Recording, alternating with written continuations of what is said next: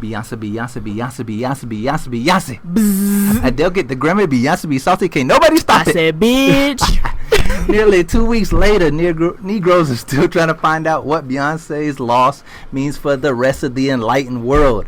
Conspiracy theories abound. And I'm just talking about Kyrie Irving thinking the world is flat.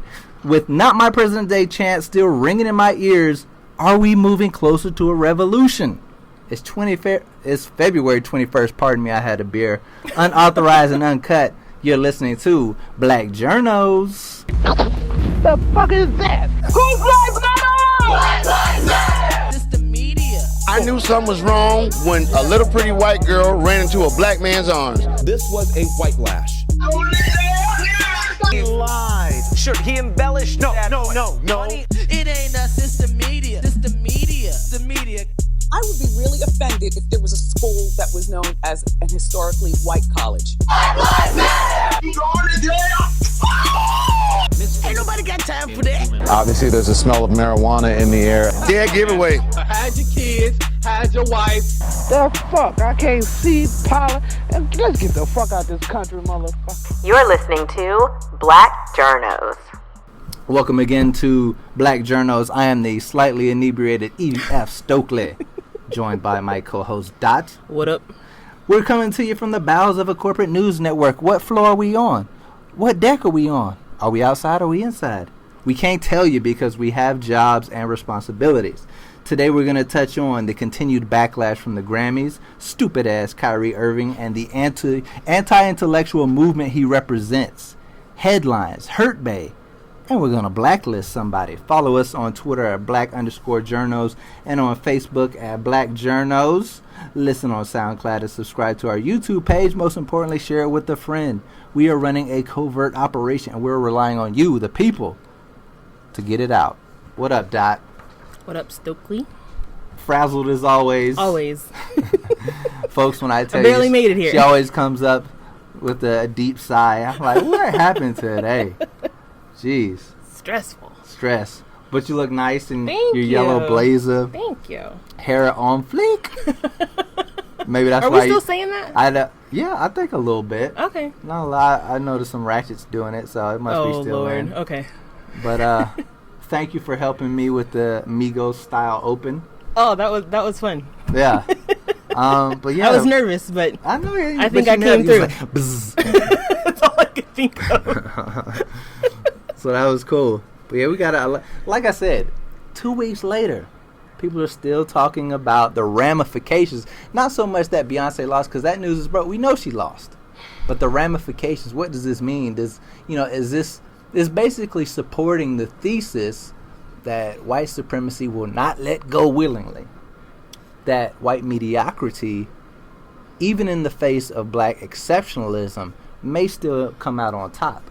And not to say that Adele is mediocre per se, like compared to the average Joe Schmo, but her album, if you compare it to Lemonade, Right. doesn't really hold a candle, does it? Well, here's my question. Because I got her 25 album, and I maybe listened to just 1.5 tracks, and I was like, eh. I mean, it's okay. There's nothing new or groundbreaking about it. It's an album about love and heartbreak and, all the same things that she talked about on all her other Right. albums. My question is, when people are deciding on who should win Best Album, is it just about album sales? Is it about the relevancy That's supposed to of be what the different album about did? the Grammys, because the Billboard, I think, is exclusively about sales. Right. But I think the Grammys is about the art, the cultural impact, which at that point you say Beyonce probably has the edge. If Probably, not definitely has the without edge. question has Okay, the edge. well, I was trying to hedge. But, yeah, so if you're saying Billboard, okay, it wouldn't surprise me if Adele won that.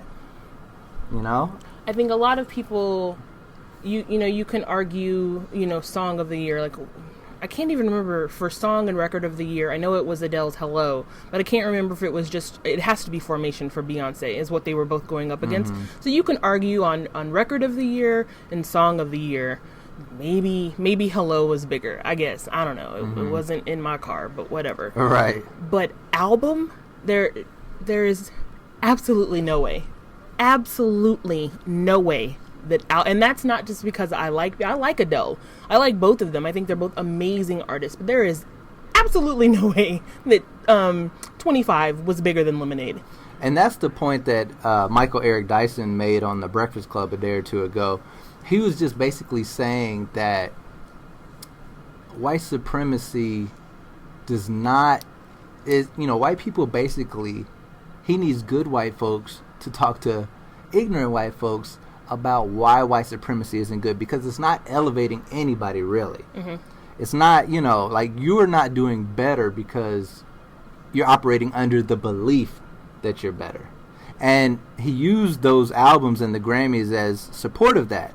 Like, just because you give Adele an award doesn't mean that her album, when you compare it to like the visual elements of Beyonce's, the theme, the cultural impact, the poetry, the stage performances that went along with it. Right. Like, how can you even compare the two? You really can't. I mean, he went on and on about it. And they shouldn't even be in the same category. Right. And, as you know me, I don't like talking about Beyonce, but... I know, so I was really shocked that you are the one that connected to the larger theme of not wanting to acknowledge black excellence, you have to have her in the discussion. Because she's Exhibit A, in the month of February. Well. Or 2016. Right. So...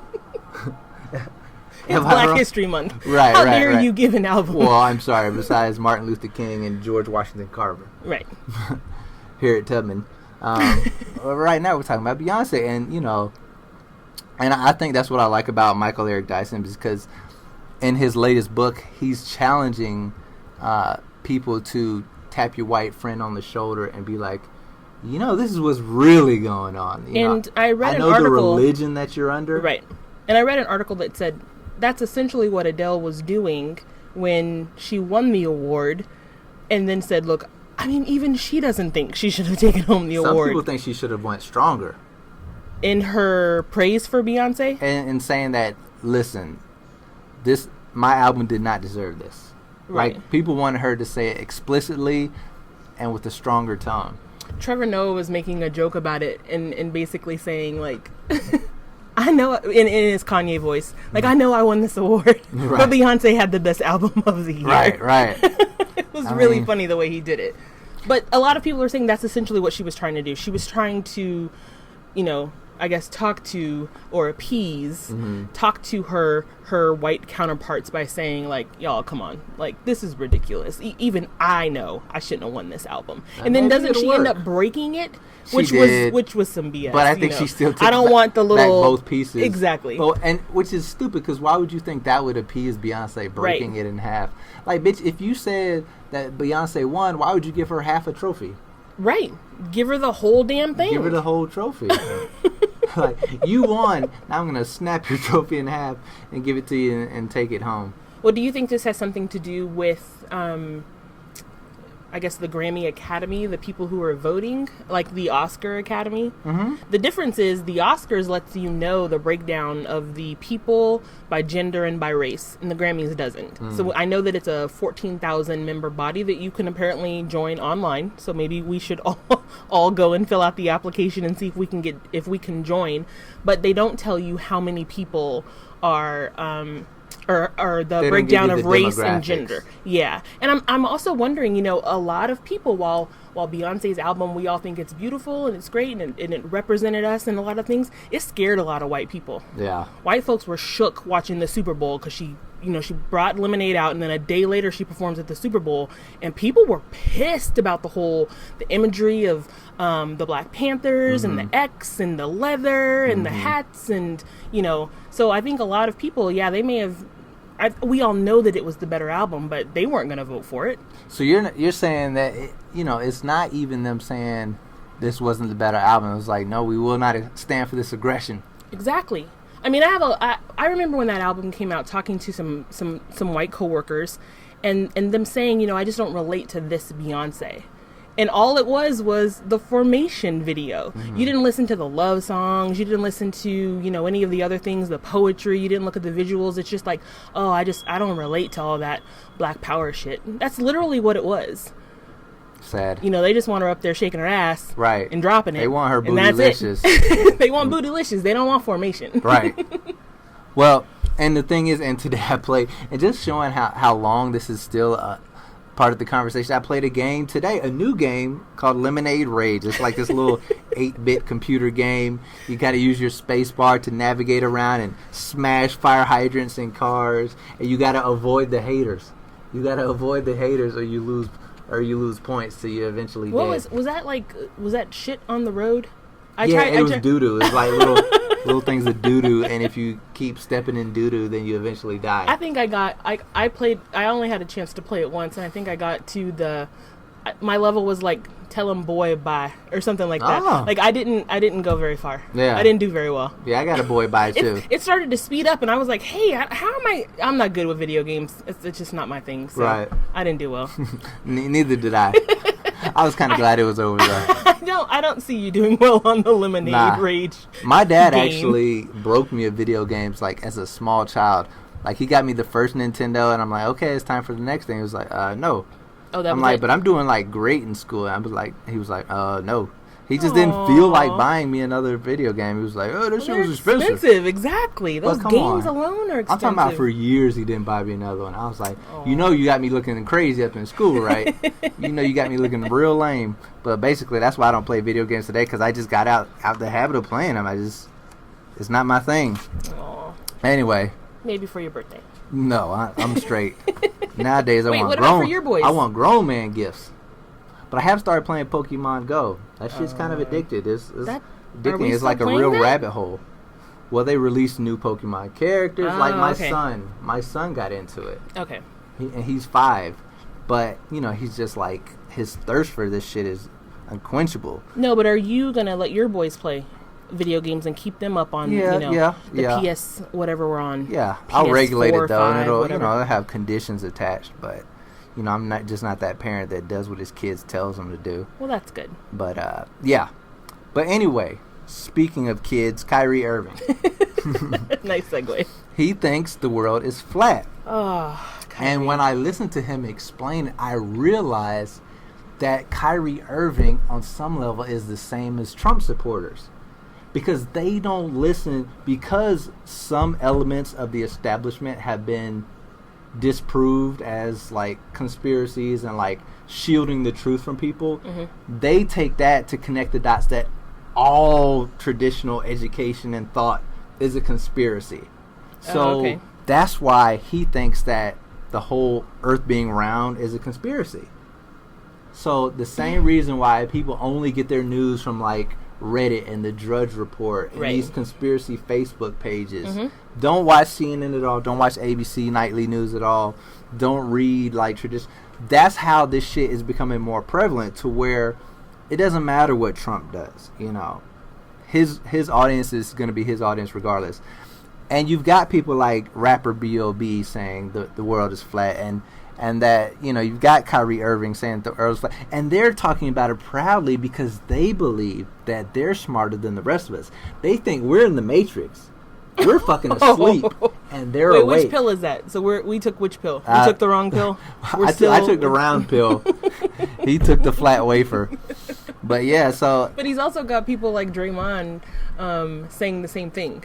You know, Draymond Green said, well, you know, I don't know if it's flat. And when a reporter told him, like, hey, this is something that was debunked like centuries ago, he's like, we have photos. And he was like, yeah, but how do I know the photo was indoctored? And it's like, landing, oh my gosh, come on. I know I've heard people say that. Yeah, I've heard people say that. All that shit is connected. So you got people that they're spending their time on their smartphone and their laptop, but they're not watching like traditional news. They're not reading books. So they're watching like YouTube. That's not good for us. We're on YouTube. No, I mean, you know, our jobs. Right. If you're getting your information we'll just have to bone up our YouTube page to get subscribers. I guess so. But so their generation, you know, once people who are, I guess, in their 30s now die out, then everybody's just gonna be, no one's gonna be watching like traditional television. No, they're not. But what you're saying is anti-intellectualism. So now a lot of people are not able to distinguish between fake news and real news. To them, real news is fake. Oh, wow. So do you think people, because we're in this industry, we can easily identify? I have never actually thought about this. So because we're in this industry, we're able to say, like, okay, we know that there's a slant on that story, or we know that this organization only pushes a story or an agenda this way. So that people, you're then saying people outside of this industry, they're not able to differentiate between the two? Because you don't know when you're getting a story that's not real? All right, so let's take a network that you would call a real news network. We would call a real news network, MSNBC. Right. But we know that they typically lean left as far as like the editorial points that they want to highlight. But the layman is thinking that they're leaning left as far as agenda and as far as like the facts. Not so much as even agendas, but the facts that they're picking support the liberal agenda. Okay. So they're not just, it's not even about editorial sense. They're thinking that the actual facts that are being used are made up facts to support liberal agendas. That's the thing that always trips me out, though, because I get into lots of discussions about news and media and journalism with a lot of people that don't work in this industry, and I always ask them, like, do you think I go into my job and we sit in our meetings and the purpose is to come up with ways to deceive the public about what's happening in the world? That's what you think I do at my job. But I'm about to get you. I'm about to get you. Because you have complained to me that there's basically 5 people in your newsroom that decide what goes out over your network at any given point. That's true. Think about that power. That's true. And I have also seen how we cover, let's say, a debate, even though I may have witnessed, let's say, Bernie winning, that the powers that be have decided we're taking the Hillary angle. So people who are friends with us and are on our Facebook feed, once they realize that these legitimate networks are kind of tipping the talking points a certain way, then they're saying, well, if A plus B, if they'll do this, then what else have they done? Right. So then it becomes easier for them to buy the next conspiracy theory, and then from there it's a rabbit hole. And then a year later you find yourself on network television talking about the world is flat. You know what I'm saying? Like once you start debating with people about once you start believing that, you know, this network works for Hillary and this network works for Trump, right? Then you're not buying into them as fact. And from that point, you're pretty much just picking out the social media talking points that you enjoy. And from there, you think that the moon landing was a conspiracy. Right. And then from there, you're thinking the earth was flat. So, but if you just start from point A, like, oh, one day Kyrie Irving just said the earth is flat, it's a little harder to swallow. Like, how can this dude who seems fairly normal think the earth is flat? But if you realize that all the competing fake news and real news is getting harder to distinguish from each other from the two. on the internet, then it's not so hard to realize why more people are coming out saying ridiculous shit. But how did we get to this point? I just told y'all. What I'm just saying, like, how did we get to the point where... Don't make me start over. Rewind. No, how did we get to the point where people... Like, I can remember growing up watching the news and not necessarily believing everything that they told me, but the majority of it is based in fact and truth. And now we're at this point, and you know, I would listen to what they would say. I would do my own research, or try to, you know, get information from other sources. But now we're at a point where it doesn't matter what we say, what we do, how we put the story out there. People are going to say it's fake news. Because we lost their trust. Right. What they realize is that a lot of the establishment, say our public education, there's a lot of context and a lot of facts that they left out, particularly when it pertains to like black history and, you know, the white supremacy. There's a lot of things that were left out. So once you realize that the very fundamental education that you were given was wrong, then it's not so hard to kind of denounce everything else. So if you saying, well, you know, I grew up watching Walter Cronkite and I believe him. Well, damn, I'm not that old. Well, I don't know. Whoever you grew up, who'd you grow up watching, like Peter Jennings or Sam Donaldson? No, I was CBS, so I was Dan Rather. Oh, damn, you know who was on what network, so you was destined for this shit. Tom Brokaw, NBC. But yeah, so you grew up watching those guys and you pretty much took what they said as fact. But what a lot of people, let's say even me, I realized that a lot of stuff that most of the stuff they were saying is true, but I also realized that a lot of times context is left out. Yes. Like the way we cover the Gaza Strip and Israel and Palestine. We leave a lot of shit out there. All right? And so people now with social media are able to kind of like fact check each other. And once they realize that they've been lied to on some level, they're saying everything. And they question wrong. everything, right? So I get that. When you're questioning everything, now it's a free for all. Now Kyrie Irving thinks the world is fucking flat. Right. God damn you, Kyrie. I'm telling you, it's the very first thing you do as a dictator is to discount the media. But this has been a long time coming. It's been a very long time coming, but and he's basically just being an opportunist because everybody has kind of put themselves in this situation to where it's ripe for the picking. Mm-hmm. And, you know, it's like the perfect storm. But speaking of Trump, our presidente, would you like to do a few headlines starting with Trump? Sure. Headlines. So Donald Trump, I refuse to say the P word in front of his name, is now condemning threats aimed at the Jewish community in the U.S., saying the threats against America's Jewish community are horrible and painful, and anti-Semitism has to stop. And he made those comments after a rise in incidents across the country. A lot of people were saying he made the statement after Hillary Clinton called him out on Twitter, saying that there needed to be something said about what was happening. Because otherwise I don't think he really would have mentioned it. I'm sure someone in his staff had to let him know what was going on. Ivanka also came out too. I wonder if her coming out. Well, of course. I mean, that's his lady. Right. Ugh, it's so weird. And then we need to say congratulations to Earvin Magic Johnson. He's going to get a chance to run the Los Angeles Lakers. He says it's been a dream come true to return to the Lakers as president of basketball operations. Mm-hmm. It's an organization that he's been with since 1979. Yeah, so he's running all basketball operations. He will eventually pick a general manager, which will be in between him and the coach Luke Walton. Right. But as of right now, he's running the entire ship. He says we will work tirelessly to return our LA Lakers to NBA champions because it's been a minute. Yeah, a long time, bro. Yeah, that was my team in high school. I loved Magic Johnson. Look at you. You conveniently like all these super winning teams. No, I mean the Nuggets are my team, and I cheer for the home team here. But who didn't like the Lakers? I mean, I grew up in the 70s and 80s, so yeah. Yeah. I don't know. I just feel some type of way about people with multiple teams. Oh, Lord. Here we go. I'm an American. I can pick what team I like. Oh, there you go. That's the problem. That's why the world is flat. Oh, okay.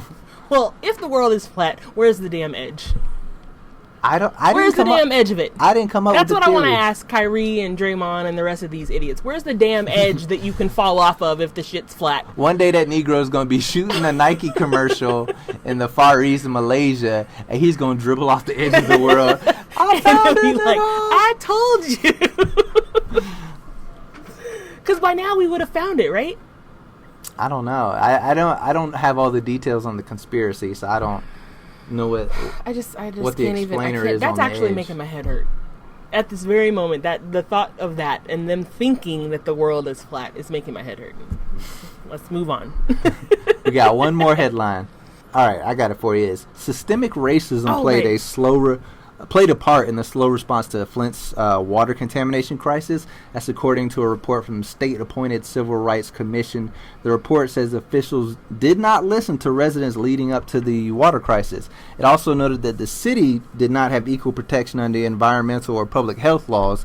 In 2014, Flint's water supply was switched from Lake Huron to the Flint River to save money, and it took more than a year to get that reversed. So, yeah. And this kind of leads to, let's do a little inside baseball. Okay. Spent 2 fucking hours to move around. Wait 10 minutes. Jeez. I refuse to talk about the Kardashians today. You are on your own, Amy. Well, do it live. Fuck it. Do it live. Chad, let me talk, Carol. Translate that for us. Well, if you would let me talk. These are the days of our lives. Because this Flint story rubbed me the wrong way. Not just because it's, there's more evidence that there was racism behind it. Shit we already knew. Right. But because the anchor on the show I work for did not want to do this story. Was there a reason? On my show, it's the whole staff. There's a lot of black people on the team, but the staff knows, when you're doing news, the anchor has the most power, really. Yeah. You have an executive producer, you have management, but really, when it comes to what makes it on air, they're kind of the final say. Right. And I get that because they're the face of it. Right. And so if something goes wrong or something is written wrong, they're the ones who will forever be, etched in history as saying something, incorrect. But DOT, when I tell you that sometimes news is news and facts is facts, yeah, your anchor needs to fucking realize that shit. And when you're talking about this story, systemic racism played a part in the slow response to Flint's water crisis. If you don't talk about this, you are contributing to systemic racism. Exactly. You are part of the problem. Especially because this isn't something that was just offered up as an opinion. No. This was something that was... the state-appointed Civil Rights Commission. Right. So, basically, Michigan said this shit was racist. But right. then you, as the on-air person, I was like, I don't know. What's the other side? I'm feeling it. Fool, there is no other side. Right. Read the goddamn script. And so shit like that burns me up. Well, it's like, and there's been other times where I've noticed some anchors handle things like the police shootings differently. Oh my gosh. And again, that ties back to people are more aware of shit like that now. So that makes it easier for the world is flat theories to come out. Mm-hmm. When people don't trust the people that's bringing them the news, then conspiracy theories are more easy to believe. Or their news is, what's the word I'm looking for? Their new, like you're getting selective news. Right. You're getting news that, we don't want to put out there that there's systemic racism in Michigan. Right. Like I know of an anchor that didn't want to do that Milo Greek homosexual dude story today. Yiannopoulos or whatever his name is. Because that person didn't want to say pedophile on air because it was a morning show. Do parents want to see that at the breakfast table? It's a story. Like, well, you don't even... I mean, first off, even if you said pedophile or pedophilia, I mean, what child knows what that is? Right. Are the kids... And even if they ask... Are the kids really paying attention? No, they're not paying attention. And if that word strikes a chord in them, then A, you need to talk to them about what do you know about that word. And two, they want to educate themselves, educate them. Because... a 4 and 5-year-old is not asking about pedophilia. But if a 10-year-old is asking you what is that, you should have a mature conversation. Absolutely have that conversation. So basically what I'm saying is if I am witnessing, like you said, in the newsroom, you see 5 people shove a Trump story down the throats of an international audience that may not even like the President Trump, but someone on his staff, and they decide to lead with that to an audience in Asia. Right. And I'm watching an anchor who won't give a story about systemic racism, thus contributing to it. And stuff like that is really disheartening. It's very disheartening. So I'm saying it's connected. And I'm saying cut that shit out. How about a little, what's poppin'? What's poppin'? What's poppin', dude? Tell me, man.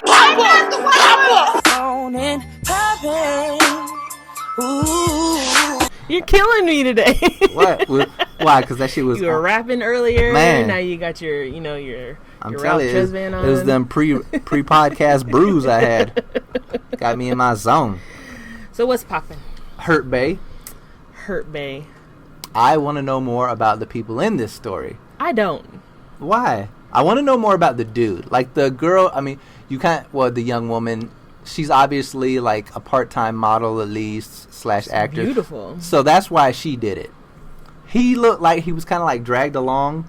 Like I've seen a couple articles that kind of tried to find out if it was fake or not, and it seemed like whoever produced it, they probably put out a request for this, and that. Right. She answered it because she's obviously trying to get in the industry.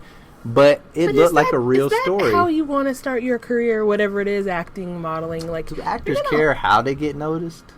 Yeah. Here's the thing. When you look at the people Wasn't that disgusting? I thought it was kind of like... I didn't think it was like nasty or anything. No. It's not a bad thing, but you don't want to be known as that chick either. Like when you look at the greats in the world of acting, they didn't get their start as some video hoe. You see a lot of girls like, oh, I'm gonna become a great actress, so I'm gonna star in this hip hop video. That shit never works out. I can't think of anyone that worked out for. Well, I would say it would probably be important. And I see your wheels turning, and you can't think of one either. Well, I think what's her next, right? What's but her I'm next just thinking, move? like, if she does a nice indie indie or film, it's modeling, she could do a nice there are other indie ways film. for you to get into the industry, girl, than to go on some YouTube video and embarrass yourself about your boyfriend banged dozens of chicks. Now, here's the thing. I'm late on this. I just watched that, which is why I came up here frazzled and late, because I had to watch the 7-minute clip so I could know what we're talking about. Like, oh, it made me cry. I saw everyone talking about it, and I don't know how I feel. Did it touch you personally? Did you feel for her? I didn't. Did you feel like, I must be in a really angry mood today. It just looks stupid. But I feel like, and I've told you this before, like in Issa Rae's Insecure, I think she calls it like the what if guy. Mm-hmm. And I told you that everyone has this like what if guy. He's her what if guy. Right. And so I think what if he just got right? Then everything would be perfect. The things that he was saying, like you actually walked in on this dude with another chick and he told you to leave?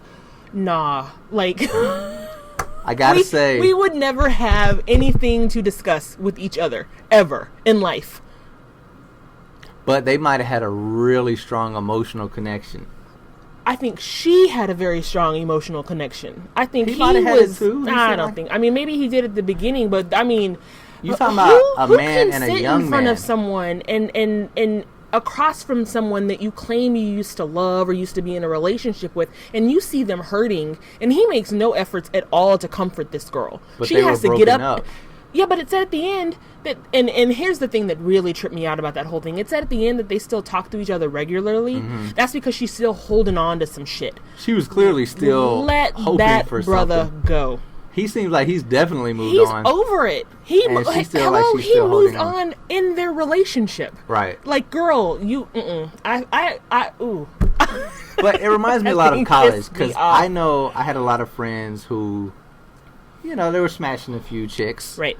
But they had like ladies at the same time, and their ladies knew.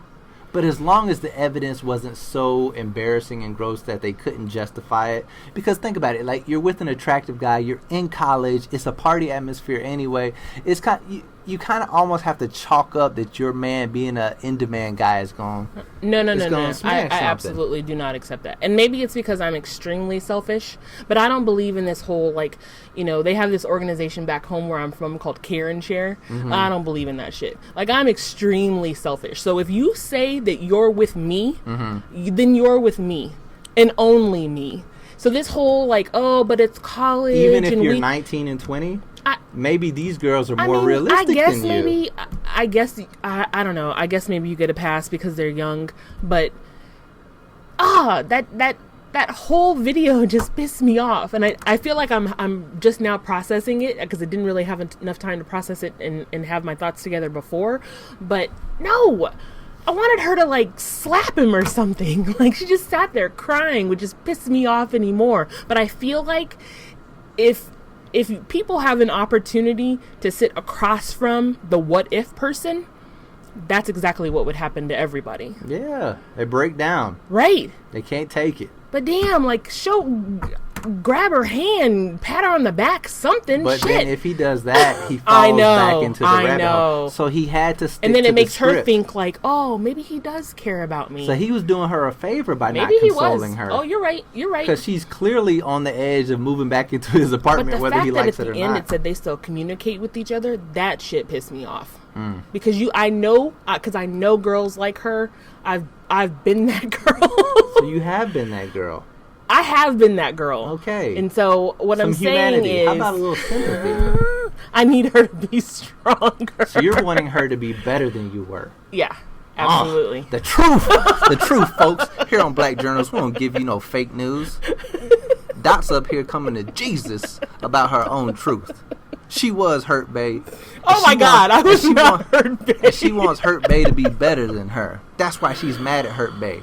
I see it all the time. Women be telling younger women that's doing the same shit. Oh, I wish I could just knock some sense into her. She's going to waste 10 years of her life. No, the reason... Exactly, because you've been there and you realize... That's why it pissed me off that it said they still communicate. Everybody's got to live their own life. They got to go through it themselves. You need to stop calling that... Oh, you gonna make me say the word again. Why me?